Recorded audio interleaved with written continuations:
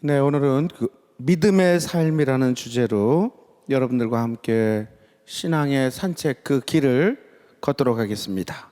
먼저 로마서 5장 2절부터 5절의 말씀을 묵상하고 시작하겠습니다. 성부와 성자와 성령의 이름으로. 믿음 덕분에 우리는 그리스도를 통하여 우리가 서 있는 이 은총 속으로 들어올 수 있게 되었습니다. 그리고 하느님의 영광에 참여하리라는 희망을 자랑으로 여깁니다. 그뿐만 아니라 우리는 환난도 자랑으로 여깁니다. 우리가 알고 있듯이 환난은 인내를 자아내고 인내는 수양을, 수양은 희망을 자아냅니다. 그리고 희망은 우리를 부끄럽게 하지 않습니다. 우리가 받은 성령을 통하여 하느님의 사랑이 우리 마음에 부어졌기 때문입니다.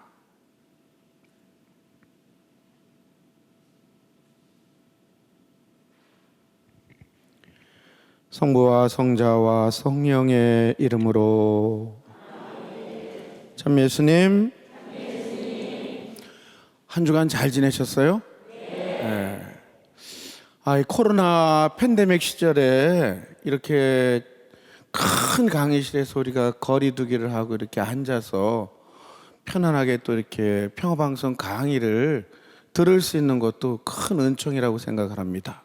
특별히 이게 여러 시간을 지냈지만 제가 이제 언급을 하지 못했었는데 이런 장소를 이렇게 만들어 주시고 기꺼이 이렇게 빌려주신 이곳 서울대교구 꾸르실료의 교육회관 관계자 되시는 모든 분들, 특별히 지도 신부님께도 깊이 감사를 드립니다. 이 꾸르실료 운동에 대해서 조금만 좀 말씀을 드리면 1940년대 스페인 마요르카 섬에서 시작된 평신도 신심 운동이라고 합니다.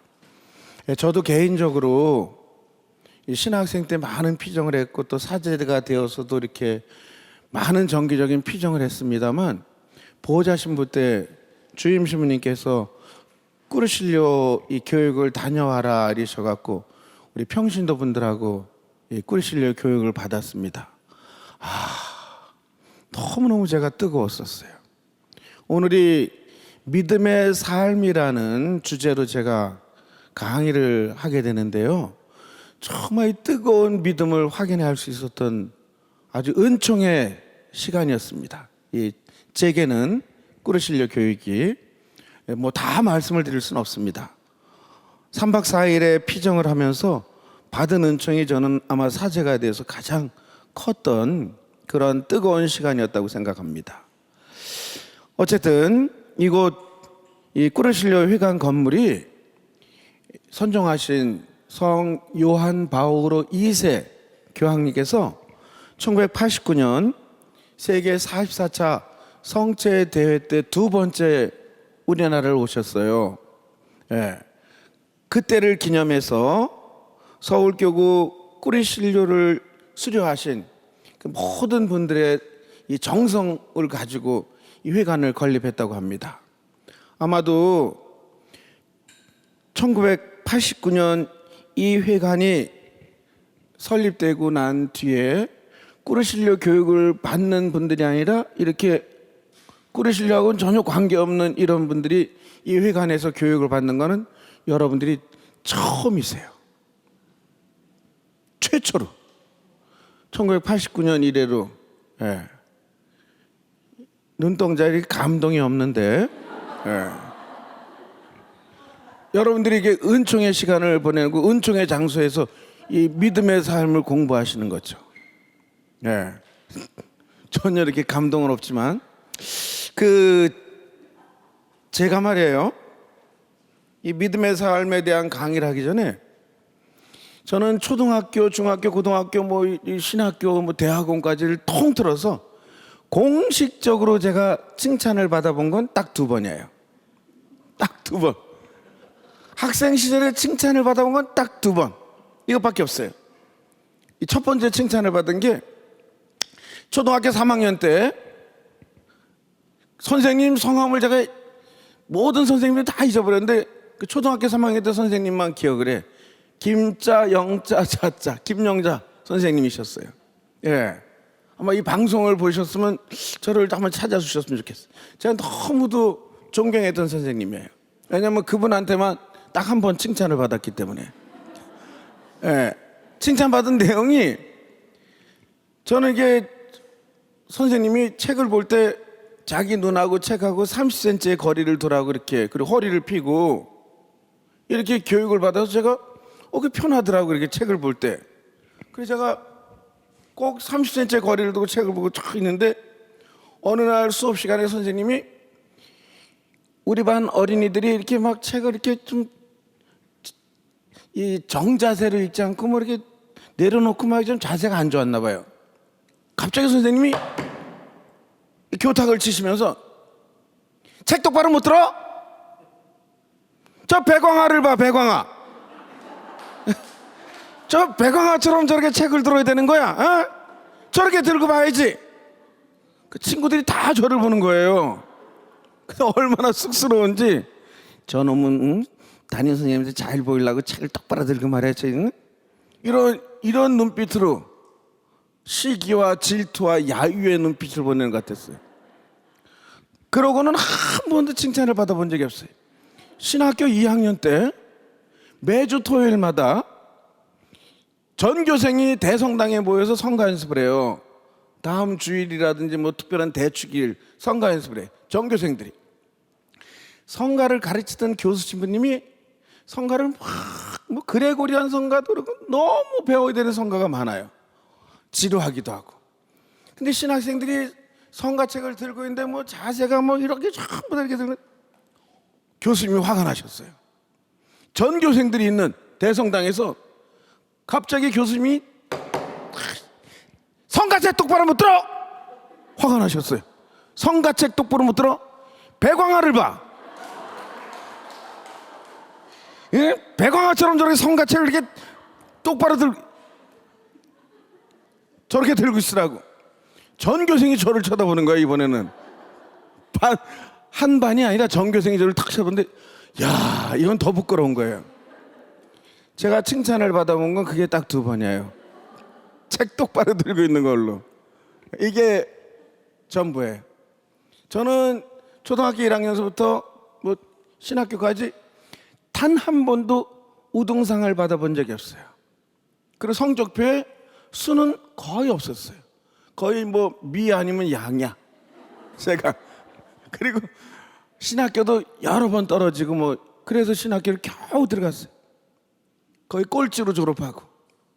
정말 감사한 게, 가톨릭 교회 제가 지금 이 자리를 봐서 정말 감사한 게, 유학을 갔다 오고 뭐 박사학위를 따신 신부님들, 신학교에서도 계속 수석을 하셨던 신부님들이나 꼴찌를 했던 저나 이 로만 칼라 색깔이 하얘. 똑같아요.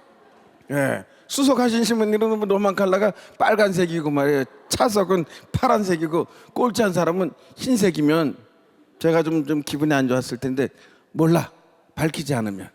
이게 정말 가톨릭 교회 감사합니다. 이 믿음의 삶을 공부하시면서 하느님 존재에 대해서, 하느님께서 계시는가 안 계시는가, 이거는 저를 보면 돼요. 저 같은 사람이 이 방송에 나와서 강의한다는 것 자체가 하느님께서 계신다는 거예요.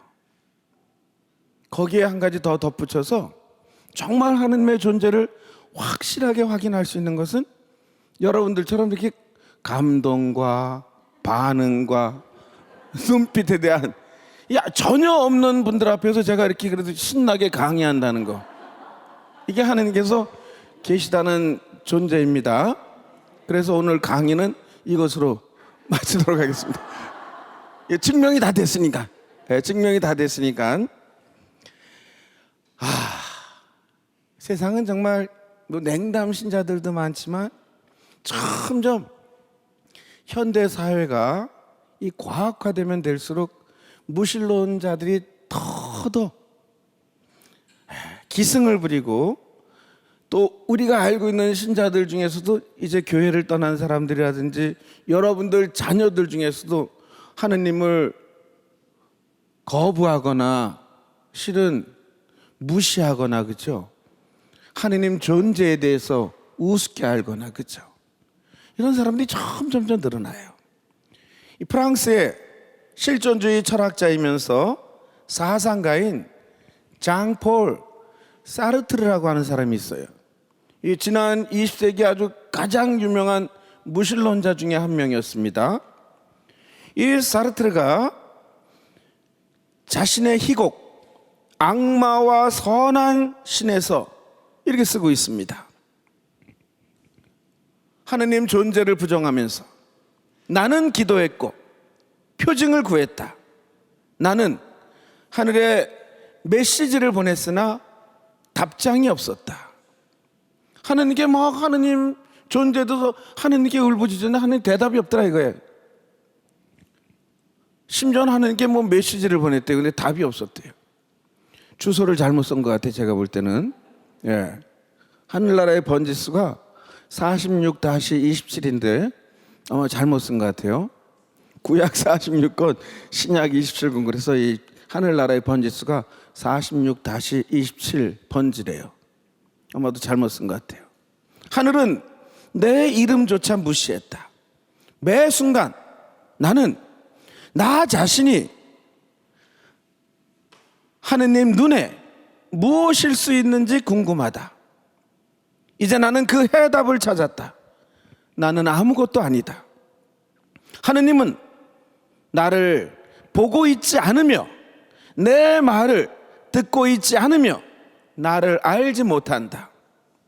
하느님은 침묵의 하느님이다. 하느님은 인간의 외로움이다. 아마 다음에도 좀 이야기를 하시겠지만 이 참고서 중에서 두 번째, 오늘날 이 사르트르는 지난 20세기의 가장 유명한 무신론자였다면 지금 21세기의 가장 유명한 무신론자 중에 한 명인 사람이 저 영국 옥스퍼드 대학의 교수인 리처드 도킨스라는 사람이에요. 저 양반이 쓴 책이 한국에 선풍적으로 인기를 몰았던 책이 만들어진 신이라는 책이에요. 상당히 두꺼운 책인데 이 책을 우리 한국 사회의 젊은이들이 저 책을 읽고 아마 다 인간의 외로움이 사르트르의 말처럼 인간의 고독이, 인간의 절망이, 인간의 슬픔이 어쩌면 하느님을 만들었다는 거예요. 그 내용은 조금 이따 이야기 드리겠습니다만 사르트르가 그런 얘기죠. 독일의 최고의 무신론자로 우리가 기억하고 있는 니체는, 프리드리히 니체는 그의 책 자라투스트라는 이렇게 말하였다 해서 신은 죽었다 라고 이야기했습니다. 많이 들어보셨을 거예요. 신은 죽었다.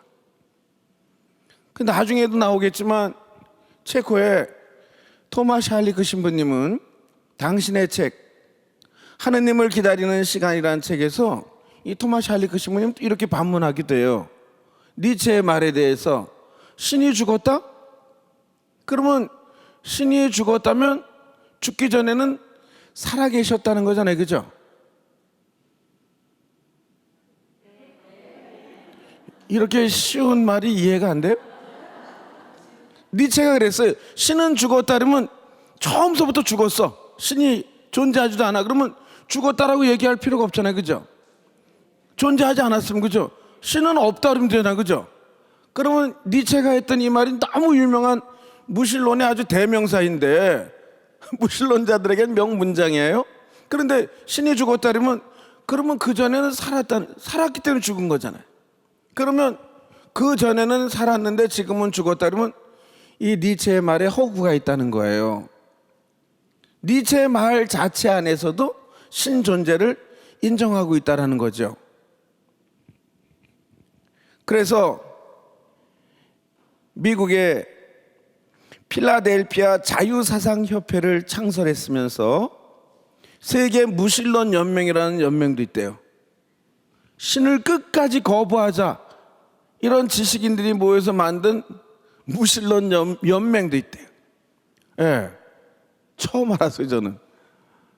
그런 사람들이 모여갖고 계속 신을 거부하고 다양한 이론을 펼치면서 하나님 존재를 없다고 계속 사람들이 설득시켜야 되니까 다양한 이론들을 펼치는데, 이 지금 세 번째 책, 이 맥그라스라는 사람, 첫 번째 책이군요. 피터 싱어, 마이클 셰머, 그렉 이건 외에도 다양한 사람들이 썼어요. 저 책은 이 무신 예찬, 하나님이 없는 것을 예찬하자, 뭐 그런 내용의 책인데, 이 책에서 무신론자들은 이렇게 얘기를 합니다.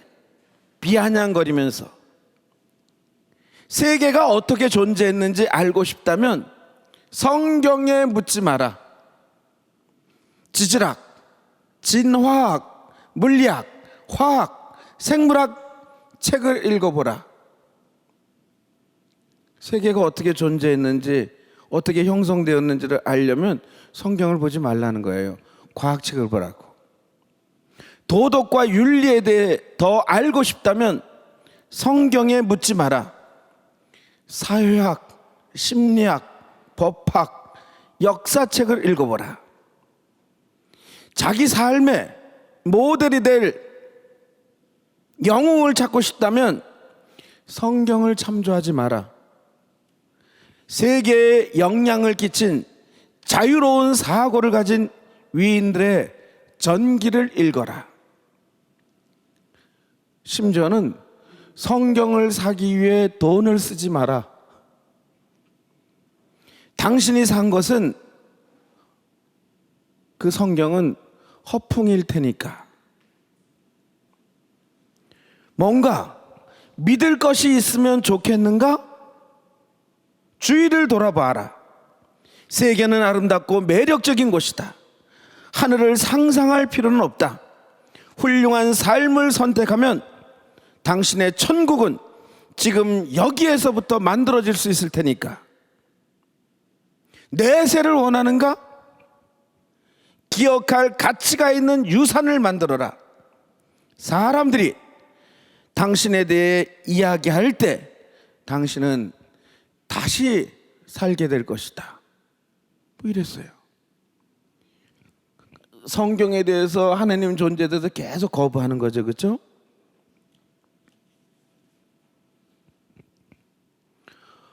오늘날 가장 영향력이 있는 무신론자, 또 한국 사회에 가장 많이 알려진 무신론자가 영국 옥스퍼드 대학의 교수인 리처드 도킨스라고 하는 사람이라 그랬어요.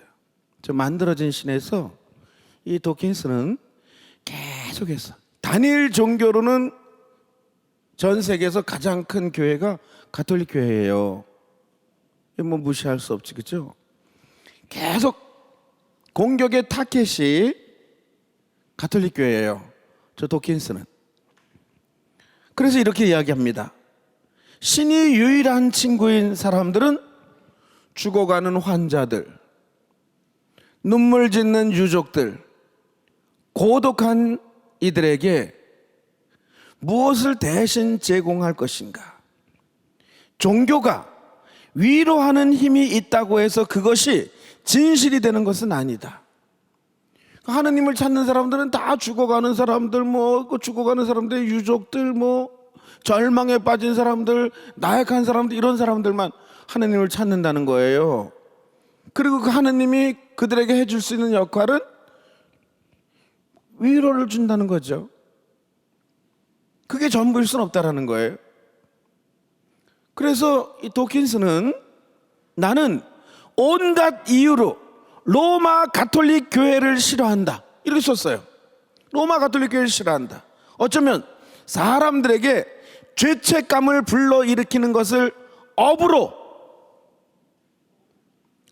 삼는 사제들의 위선이 대중의 분노를 증폭시킨 것인지도 모른다. 우리 여러분들도, 여러분들의 그 본당 신부님들이 자꾸 이 죄에 대한 이야기, 심판에 대한 이야기를 강론 때 많이 하세요?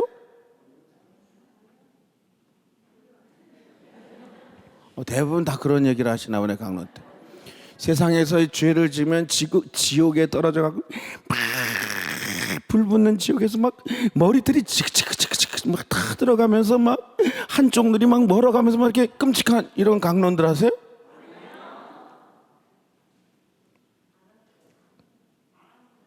근데 자신이 없는 것 같아.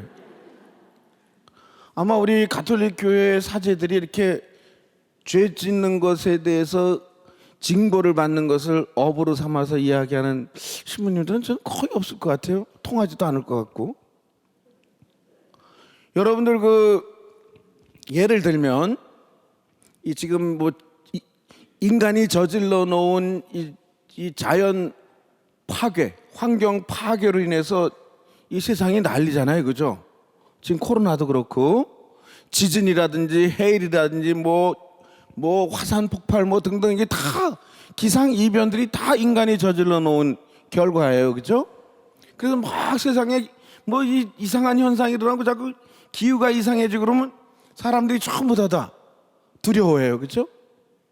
그리고 이 틈을 이용해서 가장 많이 돈벌이를 하는 사람들, 그야말로 업으로 삼는 사람들은 사이비 종교의 교주들이에요. 그들이 꼭 주장하는 가장 큰 주장은 종말이야, 종말. 종말을 얘기하지만 돈이 돼요. 여러분들 이 일본의 쓰나미를 보셨습니까? 어디 지진 세상에 종말이 다가오고 있는 것입니다. 종말이 여러분들이 가지고 있는 모든 재물이 여러분들을 지옥으로 몰아넣고 있습니다. 이러면 막 옆에서 북도 쳐야 돼. 이제 동동동동 치면 이제 반지도 이제 벗어야 되고 지갑에 있는 돈도 다 걷어내야 되고 막 이래. 이게 이 사이비 교주들의 이 종말론이에요. 우리 가톨릭 교회의 종말론은 하늘로 올라가신 예수님께서 다시 내려오시는 재림의 날이 마지막 날이에요. 그런데 우리는 그 재림의 날이 종말이 빨리 오라고 노래를 불렀어요, 그렇죠? 안 불렀어요? 네. 자신이 없어요. 불렀어요. 해마다 대림식이 때 여러분들이 불렀어요. 분명히 종말아 빨리 오라고, 구세주 빨리 오사 불렀죠? 구세주 빨리 오사. 그날이 종말이야. 그래서 우리는 종말의 날이 오면 노래를 불렀기 때문에 2000년 동안 노래를 불렀기 때문에 정말 맨발로 뛰어나가서 종말아 왔느냐 기쁘게 맞이해야 될 사람들이에요. 이게 우리 가톨릭 교회의 종말론이에요. 두려움에 떨어가고 이리 쫓겨 저리 쫓겨가고 무슨 이게 아니라. 예. 그러니까 결과적으로 도킨스가 잘못 얘기하고 있는 거지, 그렇죠? 사제들이 신자들을 겁에 질려서 떨게 하면서 돈을 내게 하는 이걸 업으로 삼고 있는 사람들이 아니라는 거예요. 예? 통하지도 않고. 많은 무신론자들은 세상의 부조리라든지 너무 처참한 참혹한 자연재해라든지 전쟁 혹은 질병, 그래서 죄 없는 아이들이 죽어가거나 정말 죄 없는 사람들이 그렇게 무수히 많이 죽어가는 이러한 모습을 보고 많은 무신론자들이 신 존재를 거부했습니다. 거의 대부분 무신론자들은. 그런데 가톨릭대학교 인문학부 철학과 교수이신 박승찬 교수는 그의 책 네 번째 아우구스티누스에게서 삶의 길을 묻다. 이분도 평화방송에 많이 나오신 분이에요.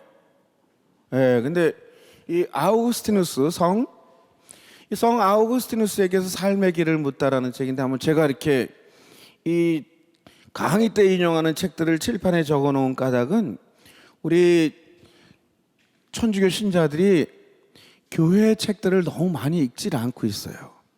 그 정말 이참을 정말 이용해서 여러분들에게 좋은 책들을 제가 소개시키면서 또 많이 읽어 주십시다.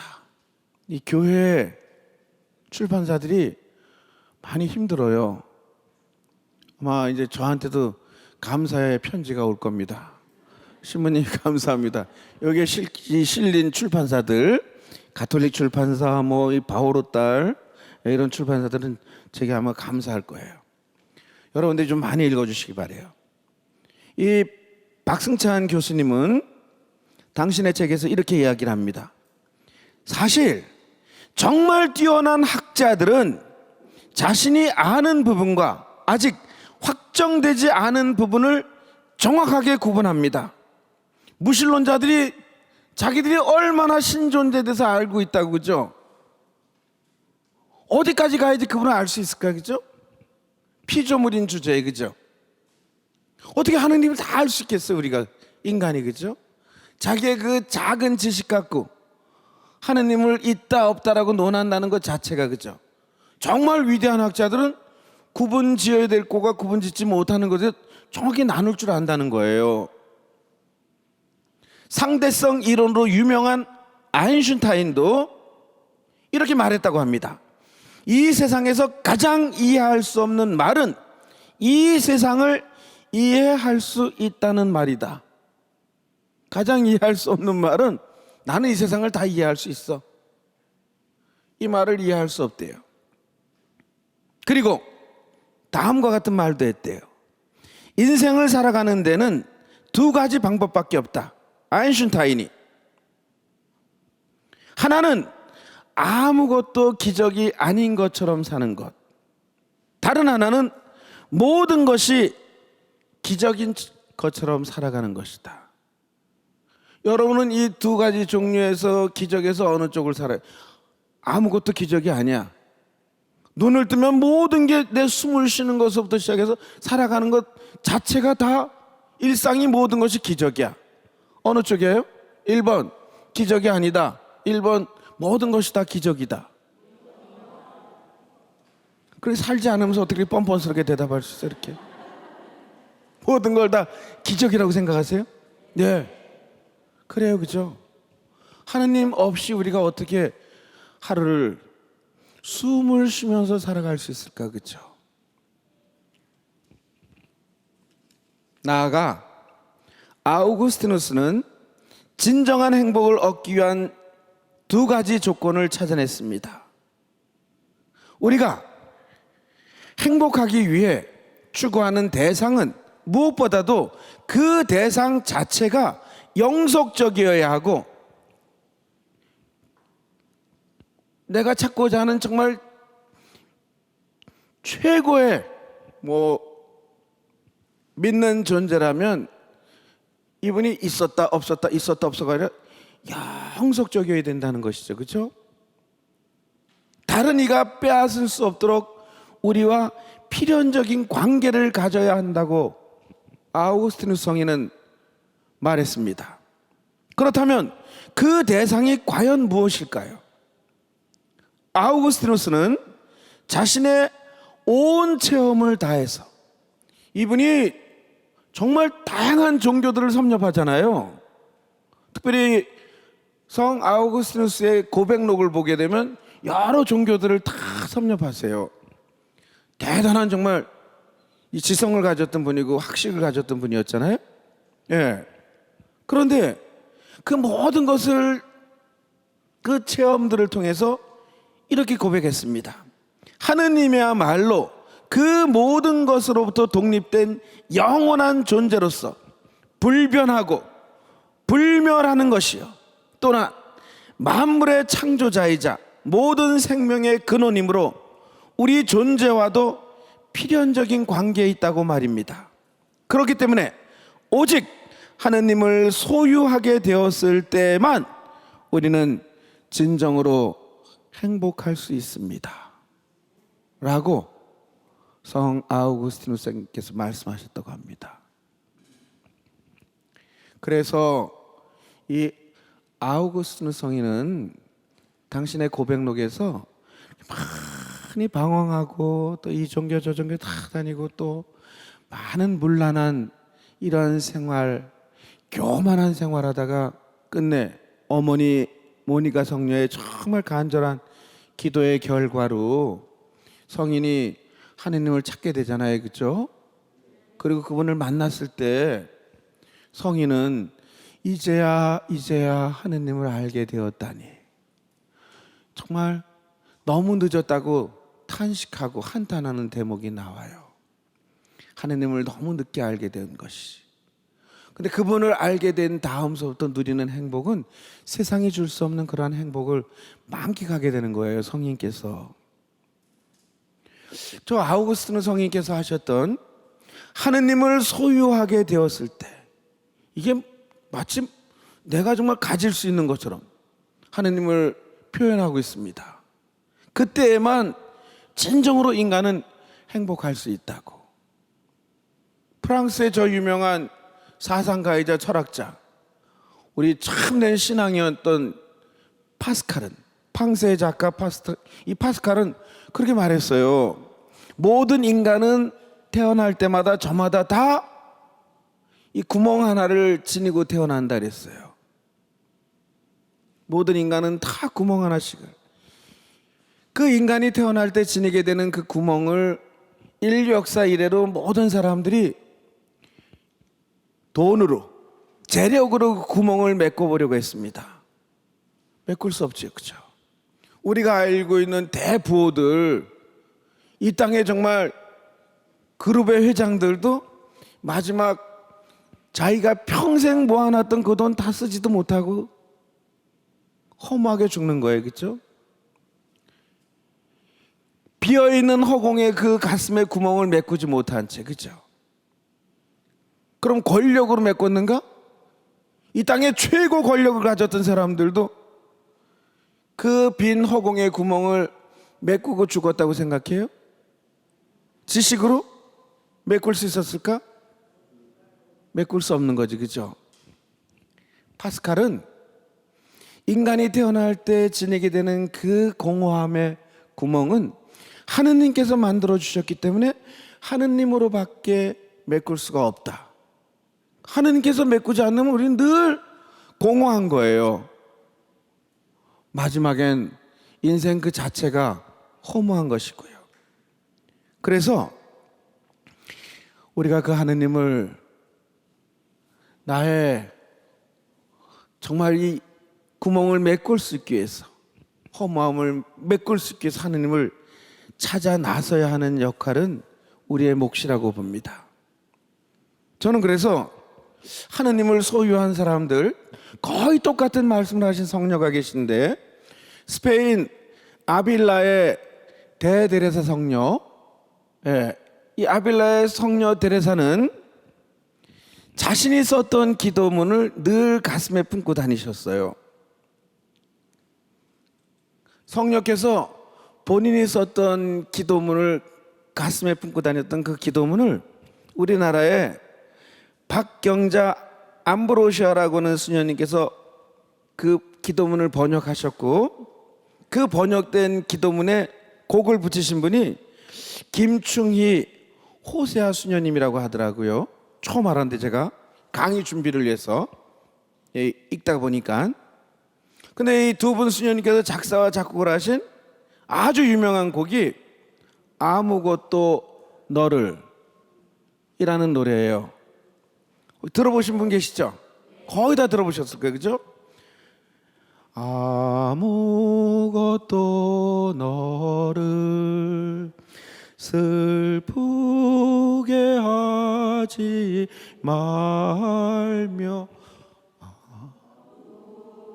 아무것도 너를 혼란케 하지 말지니. 모든 것은 다 지나가는 것,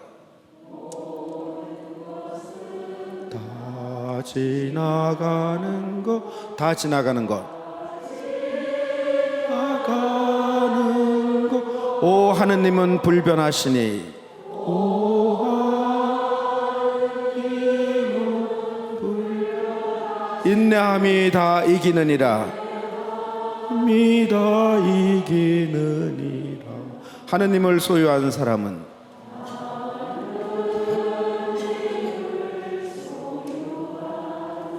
모든 것을 소유한 것이니, 소유 하느님만으로 만족하도다. 하느님만으로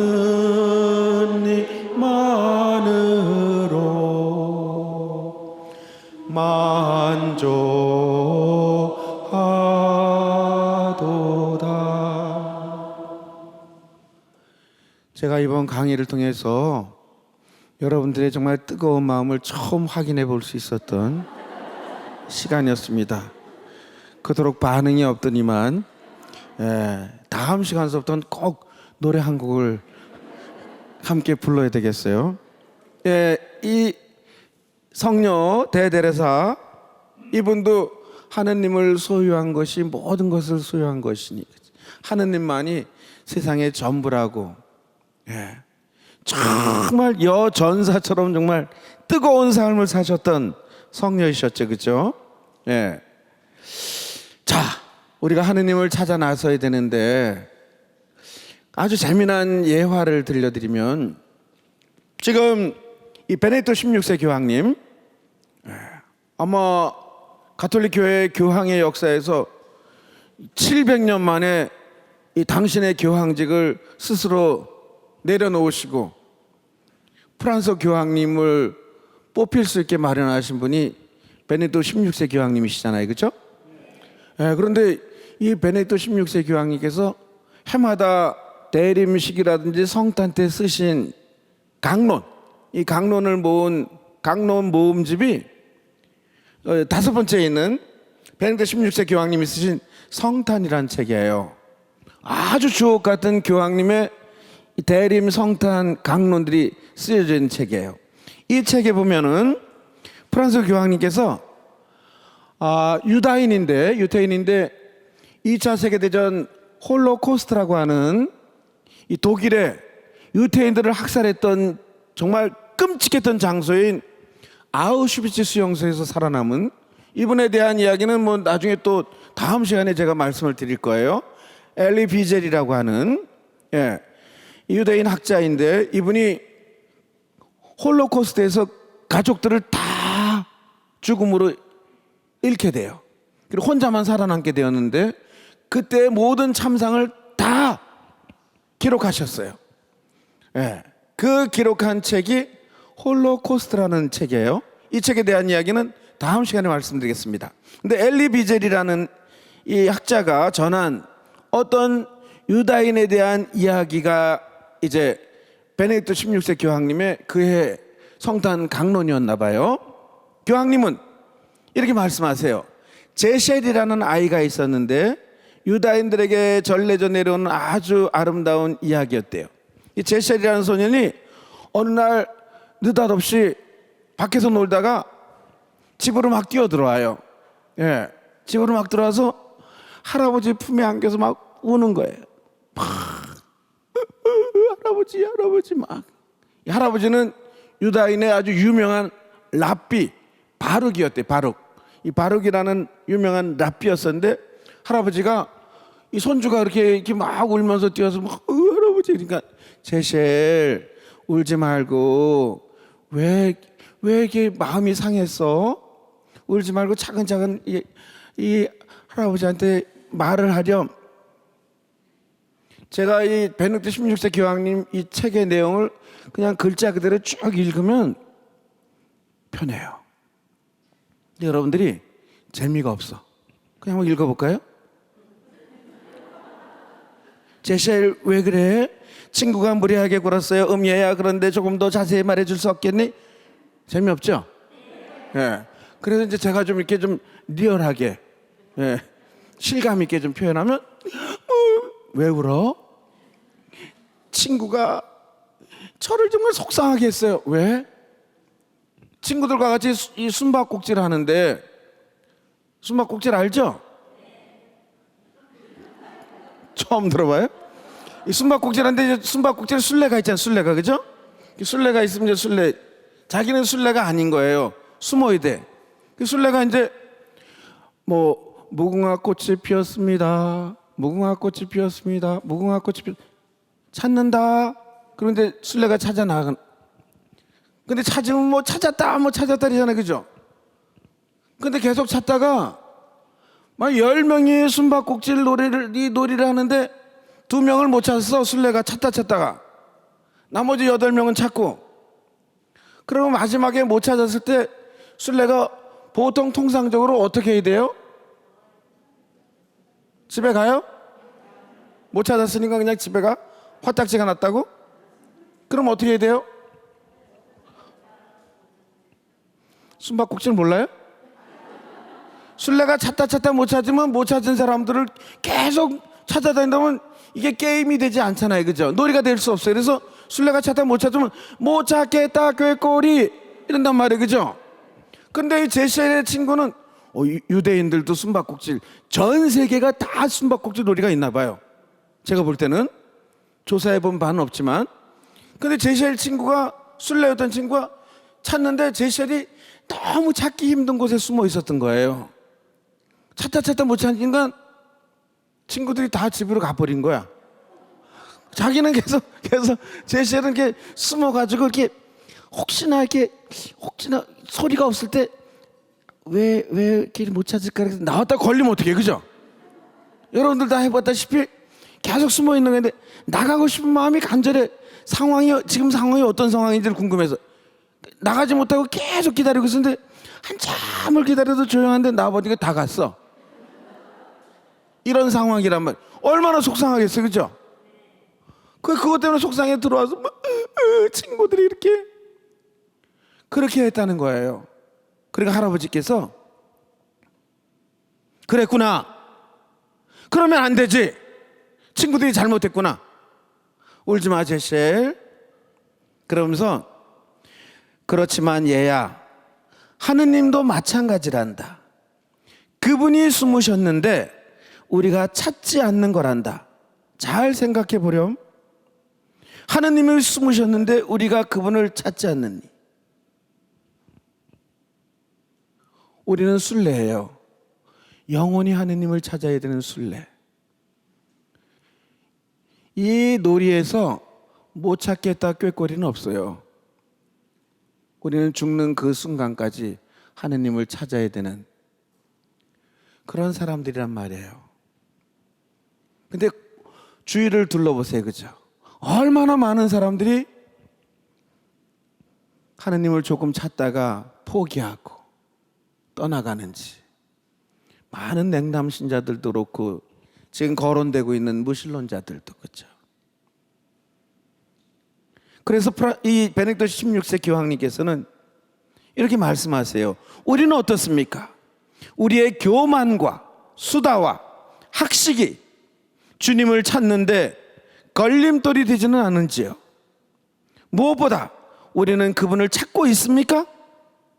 어쩌면 이야기 속의 소년처럼 이미 오래전에 찾는 것을 포기하지는 않았는지, 진리를 찾는 것을 포기한 것은 아닌지요? 이렇게 묻고 계세요. 나아가 이 베네딕토 16세 교황님께서는 하느님은 우리가 쉽게 찾지 못하는 곳에 숨어 계십니다. 하느님을 찾으시려면 저 가난의 구유 속으로 가면 그분을 만날 수 있습니다. 찾을 수 있습니다라고 이 성탄 강론을 마무리하셨어요. 참 의미심장한 말씀이라고 생각합니다. 인간은 하느님의 모상대로 만들어졌다고 창세기는 이야기하고 있습니다. 하느님의 모습대로 만들어졌기 때문에 모든 인간이 하느님을 찾을 수밖에 없는 순례인 거예요. 그분을 찾아야지 비로소 우리가 그분에게서 위로와 힘과 희망을 얻을 수 있는 것이죠.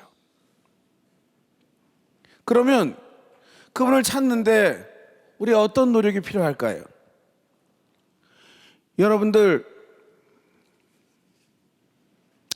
사도성 바오로께서 로마인들에게 보낸 편지에서 아주 특별한 말씀을 하세요. 아마 전교주일에 많이 들어보셨을 말씀입니다. 하나님을 전하는 사람이 있어야지 우리가 믿지 않겠습니까? 전교하는 사람이 있어야지, 그죠? 하나님을 모르는 곳에 있는 사람들은, 그렇죠, 그래야지 알 수 있는 거죠. 그래서 이렇게 바오로 사도는 로마서에서 말씀하세요. 그런데 자기가 믿지 않는 분을 어떻게 받들어 부를 수 있겠습니까? 자기가 들은 적이 없는 분을 어떻게 믿을 수 있겠습니까? 선포하는 사람이 없으면 어떻게 들을 수 있겠습니까? 파견되지 않았으면 어떻게 선포할 수 있겠습니까? 이는 성경에 기록된 그대로입니다. 기쁜 소식을 전하는 이들의 발이 얼마나 아름다운가. 많이 들어보셨죠, 그렇죠? 특별히 선교사들을 위한 이 아름다운 말씀, 기쁜 소식을 전하는 이들의 발이 얼마나 아름답습니까? 그러나 이제 반전이 일어나는 거예요. 그러나 나는 묻습니다. 그들이 들은 적이 없다는 것입니까? 지금 예수 그리스도 하느님을 알지 못하는 정말 여러 지역에 사는 사람들이 정말 하느님을 듣지 못했다는 것입니까? 알지 못한다는 것입니까? 물론 들었습니다. 그들의 소리는 온 땅으로, 그들의 말은 누리 끝까지 퍼져나갔다. 이사야는 심지어 이렇게까지 말합니다. 나를 찾지도 않은 자들을 내가 만나 주었고, 나에 관하여 묻지도 않은 자들에게 나를 드러내 보였다. 이사야 선지자가 나를 찾지도 않은 사람들에게 하나님께 다 드러내 보이셨어. 하느님 누구셔? 묻지도 않는 사람들에게 당신을 다 알려주셨다라고. 그래서 그 소리, 하느님의 소리가 온 땅에 퍼졌다는 거예요. 네. 아까도 말씀드린 것처럼 이 단테의 신곡에서 지옥편에 보면 스스로 하느님을 거부했던 믿지 않는 사람들, 또 난 몰랐어 하느님을, 그분이 누구신지, 이런 분들도 지옥에 있는 거예요. 단테의 신곡에서는 스스로 하느님을 거부한 사람 말고도. 그러면 나는 들은 적이 없는데? 로마서에서 사도 바울은 들은 적이 없다는 말씀입니까? 하느님이 알려주셨는데 그럼 그 하느님을 어떻게 알 수 있을까요? 하느님이 어떻게 당신을 우리에게, 정말 모르는 사람들에게 당신을 알려주셨다는 걸까? 그래서 그 하느님을 우리가 어떻게 만날 수 있을까? 이 말씀은 다음 시간에 했죠. 지금 다 할 수가 없으니까. 이렇게 좀 궁금증을 던져 놓으면 시청자들이 다음에 꼭 봐야 되겠구나. 어떻게 알려주셨다는 거지? 요거에 대해서 궁금하게 이렇게 마무리를 지으면 꼭 다음에 또 보실 거예요. 그렇죠? 연속극들도 그렇잖아요. 그렇죠? 궁금증을 유발시킨 다음에 그렇죠? 끝나요. 예. 오늘 여기까지 하고 다음 시간에 하느님께서 당신 자신을 스스로 드러내 보이신 그 모든 징표들, 세상의 표징들에 대해서 같이 함께 정말 연구해보고 찾아보는, 그래서 숨바꼭질에 다시 한번 순례가 되어보는 그러한 시간을 갖도록 하겠습니다. 영광성으로 마치겠습니다. 성부와 성자와 성령의 이름으로 아멘. 영광이 성부와 성자와 성령께, 성부와 성자와 성령의 이름으로 아멘. 감사합니다.